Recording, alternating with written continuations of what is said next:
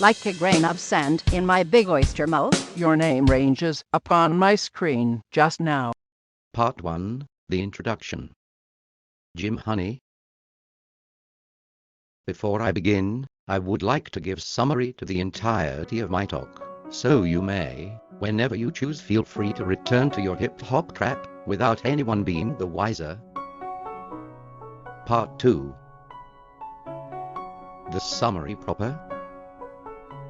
In an unexplainable act of self-circumcision, Unity cuts nothing out of everything and discovers the dense and the milky waters of transcendental numbers where its imaginary foreskin used to be. The pressure difference between the empty incision and the density of the ocean water forces the water deep up into the incision, where it finally explodes, becoming atomized into quark-sized bits and then re-exploding into what we would call a Big Bang event.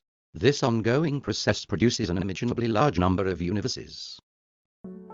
As these nearly empty universes get packed together more and more tightly, the bleeding slows down along with the rate of universe formation. Everything which follows these waters into creation exists only here, and no other place. This is the place of place, between the zero and unity or one. Creation has one ingredient, and that ingredient is simply the re-exploded being of transcendental number. Our closest relative may be the sun, but number, it is the grandparent of all creation. End summary. Part 3. The talk itself. It is it, and there is no other it than it. And everything is not, its messenger. There is nothing it can add to itself, for everything is already present. And nothing may be moved from it, for there is no other place to put it. So when it came to act, by an act of creative self-circumcision, it cut nothing out of everything, and in that cut it found a dense and a milky ocean of transcendental number. Now, as long as this imaginary field is held open, what you perceive as time will be in existence. The dense, gunky water of number is sucked up into the circumcised cut by the differences of their pressure. I quote myself when I say, and its surface welled up like angry blood from a startled wound, end quote. You see, Jim, the numerical gunk is first atomized and then turned inside out by the force of explosive decompression, literally blown all the way to its kingdom come. After the explosion, the scab-like structure begins to form as a series of densely packed universes which are, themselves, nearly entirely empty. The scab structure adjusts its size by the creation or the shedding of new and old universes so that the pressure difference is kept equalized. This scab structure is the location of all of death. Nothing outside of this scab dies. Every universe that will or did exist, existed here. This is the only place where energy may acquire mass. This is the only place subject to the illusion of time. That all of mass and energy are issues of primordial number, the analogical seed of all creation. You are correct, Jim, when you claim to be stardust, but it is more correct to claim to be numbered dust.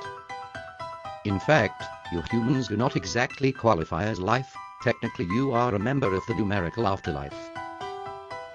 And you are located in the land of the dead.